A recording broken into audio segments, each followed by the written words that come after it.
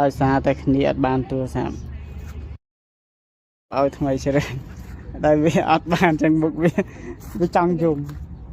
អានេះសុបាយចិត្តគេដើរមកអួតរឿងទូរស័ព្ទគេបានទូរស័ព្ទថ្មីហើយគេបោះបងអាចាស់ឲ្យទៅបងគេវិញហ្នឹង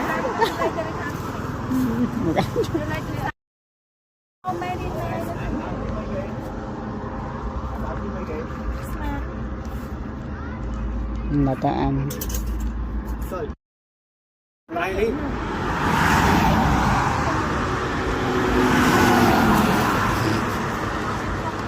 អាមួយចង់យកអាមួយនេះ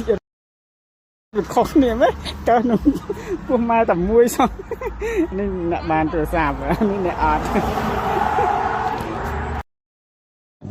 បានមួយដែរ